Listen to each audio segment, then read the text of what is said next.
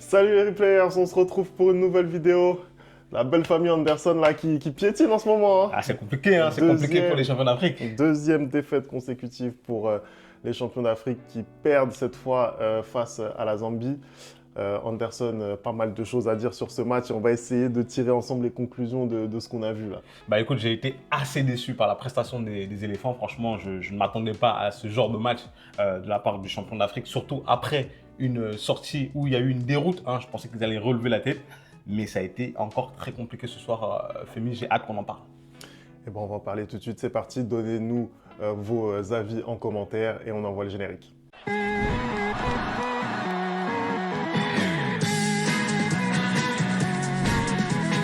Allez Anderson, on commence le débrief. La Côte d'Ivoire donc qui a été en difficulté et j'ai presque envie de dire que cette défaite est quand même beaucoup plus inquiétante que celle qui a été rencontrée lors du deuxième match contre la Sierra Leone parce qu'il y avait une équipe qui était quasiment une équipe type Anderson aujourd'hui. Exactement. La dernière fois que la Côte d'Ivoire est sortie en Sierra Leone et qu'ils ont perdu, je me rappelle sur la chaîne, tu m'as dit ouais, est-ce que cette défaite est inquiétante? Je t'ai dit non. Personnellement, je ne pensais pas qu'on pouvait tirer quoi que ce soit de cette défaite. Pourquoi? Parce que l'équipe qui était alignée la dernière fois, c'était l'équipe B. Hein. Il n'y avait pas vraiment tous les titulaires. Il avait énormément fait tourner Emers Faé. Sauf que là, ce soir, bah, ce n'est pas le cas en fait. Ce soir, quand tu regardes l'équipe, tu vois qu'au final, il y a pratiquement tous les titulaires qui sont là. Hein. Tu vois que c'est un groupe extrêmement relevé qu'a aligné Emers Faé ce soir. Peut-être, comment dire, les seuls que tu aurais pu changer, c'est Jean-Philippe Crasso et mettre un Sébastien Haller, pardon, et Aoulou aussi, et plutôt mettre Jean-Michel Seri. Mais sinon, le reste, c'est très solide. Et c'est ce qu'on a vu pendant la CAN, notamment, hein, cette équipe qui a été championne d'Afrique, n'oublions pas. Et malgré ça, en fait, la Côte d'Ivoire a perdu. Pourquoi? Parce que j'ai vu ce soir une équipe qui manquait d'engagement. Hein. J'ai vu ce soir une équipe qui avait énormément de mal à se créer des occasions contre une très belle équipe de Zambie. Hein. La Zambie qui commence vraiment à poser pas mal de soucis à la Côte d'Ivoire ces dernières années depuis cette finale de CAN où ils ont battu les Ivoiriens au tir au but. Depuis, c'est très équilibré. Hein. Je crois qu'ils ont gagné il y a eu 4 matchs.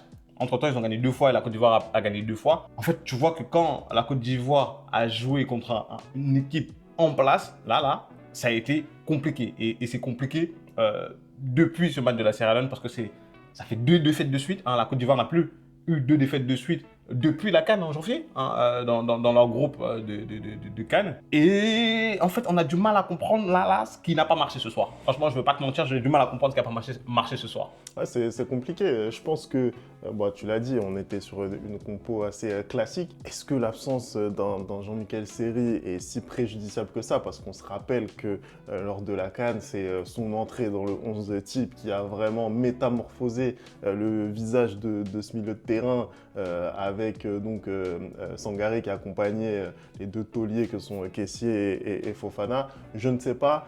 Moi, j'ai davantage l'impression que c'est dans la création offensive qu'on a du mal en fait à s'exprimer. En tout cas, que la Côte d'Ivoire a eu du mal à s'exprimer aujourd'hui. Ça reste une équipe qui est en maîtrise. Il y a encore le ballon dans leurs pieds les 2 tiers du temps, on va dire. Donc voilà, ça reste quand même une équipe qui maîtrise plus ou moins son sujet. Mais vraiment, ce qu'on a constaté aujourd'hui, c'est la difficulté à se créer des occasions, pas mal de tentatives lointaines, des situations qui ne sont pas forcément nettes. Et ce qui fait la différence avec cette équipe de Zambie aujourd'hui, bah, c'est ça, c'est que quand la Zambie a pu se projeter, ils ont essayé de faire mal, ils ont essayé de piquer. C'est eux qui ont eu les occasions les plus nombreuses et les plus sérieuses. Et honnêtement, Anderson, si ça se termine à 2 voire 3-0. C'est pas scandaleux. C'est pas scandaleux, c'est pas scandaleux. Parce que finalement, Fofana, il a sorti pas mal d'arrêts. Et puis même la Zambie, en deuxième mi-temps, surtout, ils ont eu 2 grosses occasions de prendre le large. Hein. Ils ont raté les 2 occasions parce que c'était vraiment des 3 contre 2, voire des 3 contre 1. Et Fofana, à chaque fois, a sorti l'arrêt qu'il fallait. Mais tu viens de le dire là, en fait, Femi. C'est-à-dire que déjà, il y a eu une différence dans l'engagement. J'ai l'impression, je ne sais pas si c'est parce qu'ils étaient déjà qualifiés, parce qu'on rappelle quand même que la Côte d'Ivoire est qualifiée. Ils sont déjà qualifiés et ils vont aller défendre leur titre au Maroc. Donc je ne sais pas si le peu d'engagement de la part des Ivoiriens, c'était aussi dû au fait qu'ils étaient déjà qualifiés et qu'ils ont un peu laissé couler. Mais je ne pense pas. Parce que quand je regarde typiquement, par exemple, les occasions que se sont créées la Zambie en deuxième mi-temps, c'est sur des pertes de balles ivoiriennes. C'est sur des Ivoiriens qui ont le ballon dans les pieds et suite à un pressing de la Zambie, ils viennent récupérer le ballon dans les pieds d'un Ivoirien pour aller se procurer ces occasions-là. Donc, au final, c'est totalement une équipe zambienne qui venait dans le but de montrer que nous, on est là et on veut être premier du groupe. Et les Ivoiriens n'ont pas vraiment répondu dans le défi physique qu'ont posé les Zambiens, et encore moins dans le défi technique, parce que comme tu viens de le dire, Femi, la plupart des occasions ivoiriennes, ce ne sont pas des actions construites, hein, à l'inverse des Zambiens où rien que le but qu'ils marquent, c'est une très très très belle action collective. On n'a que des frappes de loin.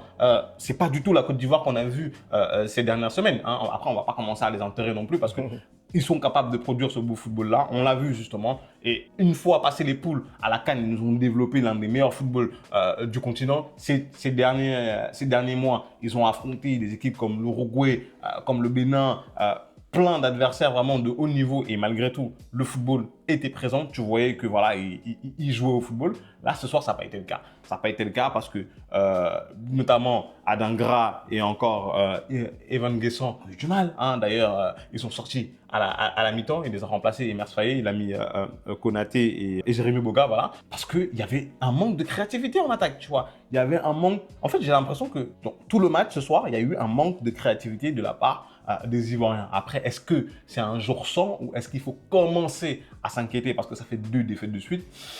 Moi, je ne sais vraiment pas sur quel pied danser. Voilà. Non, écoute, franchement, surtout que cette équipe de Côte d'Ivoire, par rapport à ce qu'elle a montré à la CAN, moi, je ne serais pas aussi dithyrambique au niveau du jeu. Moi, j'ai vu une progression dans cette équipe des éléphants. J'ai vu une progression qui fait que aujourd'hui, la fin 2024, c'est l'équipe qu'on connaît. C'est-à-dire que ce qu'on a vu, par exemple, sur les matchs face au Sénégal, c'est surtout du point de vue de l'impact, du sacrifice, de l'abnégation, etc.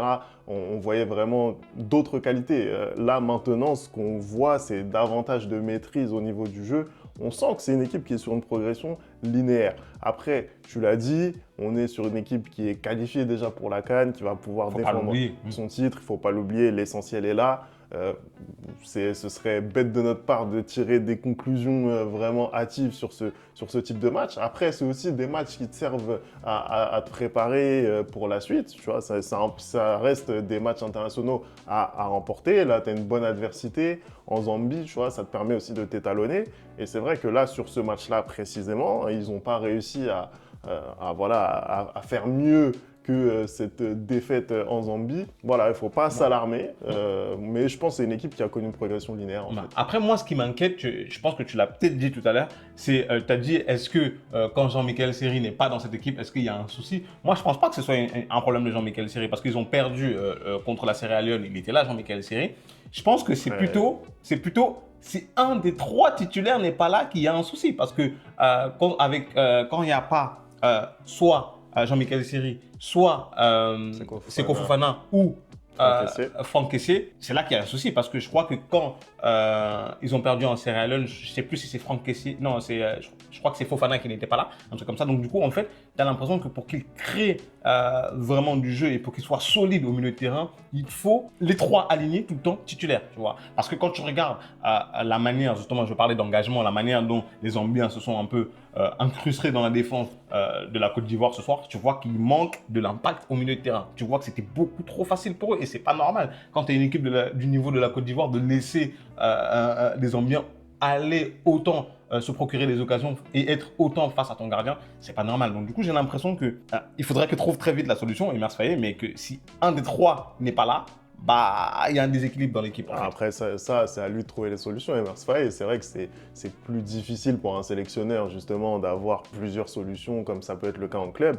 Mais c'est à Emers Faé de trouver ces solutions-là. Après, le match contre la Sierra Leone, le turnover était beaucoup plus important. Il n'y avait pas que les absences au milieu de terrain, donc c'était vraiment un turnover très important. Anderson, il va rester un dernier match pour cette équipe de Côte d'Ivoire. Est-ce que toi, tu es satisfait déjà de la campagne avant le match là, qui arrive face au Tchad?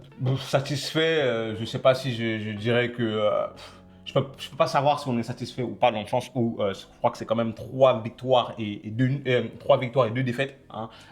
C'est un bilan un peu en dents de scie, mais qui n'est pas, comment dire, qui n'est pas vraiment à prendre au pied de la lettre. Pourquoi? Parce que bah, déjà, on l'a dit, le match face à la Sierra Leone, ils ont énormément fait tourner. Là, ce soir, ils étaient déjà qualifiés. Donc, je peux te dire que vas-y, ils ont pris le match un peu à la légère. L'essentiel, surtout, c'est d'être qualifié. Hein. C'est un peu, comme je l'ai dit hier aussi, pour le Sénégal. Là, aujourd'hui, on s'en fout que tu joues bien, que tu joues pas bien. Il faut juste que tu te qualifies, tu vois. On veut juste arriver à la CAN et faire ce qu'il faut. Là, ils vont pouvoir aller défendre leur titre au Maroc. Après, tu l'as dit aussi, Femi, c'est dans des matchs comme ça que tu vois ton véritable niveau. Et je pense aussi que c'est pour ça qu'il a quand même mis une équipe très solide, avec énormément de qualité malgré tout, même s'ils étaient déjà qualifiés. Et tu affrontes une équipe qui est très forte depuis des années maintenant sur le continent, à savoir la Zambie. Et tu dois envoyer un signal à tes adversaires en fait. Et ce soir, ils l'ont pas fait. Ils l'ont pas fait. Et encore plus, ils ont envoyer un autre signal comme quoi ils étaient prenables. Parce qu'il ne faut pas oublier aussi que quand tu es champion, les autres ont peut-être peur de toi. Sauf que là, ils viennent d'envoyer un signal comme quoi, ah bah si on est vraiment concentré à 100%, si on y va à fond, bah, on peut prendre cette équipe de Côte d'Ivoire. Donc ça va être intéressant pour la suite. Ça va être intéressant. Donnez-nous, vous, hein, votre ressenti sur le match des éléphants. Est-ce que vous trouvez que c'était un match voilà, auquel il ne faut pas trop prêter attention? Est-ce que vous êtes inquiet pour la suite? Donnez-nous vos avis en commentaire. Merci d'avoir regardé cette vidéo. On n'oublie pas hein, les bonnes habitudes, @le replay foot. Et nous, on se retrouve très vite pour une nouvelle vidéo. Ciao!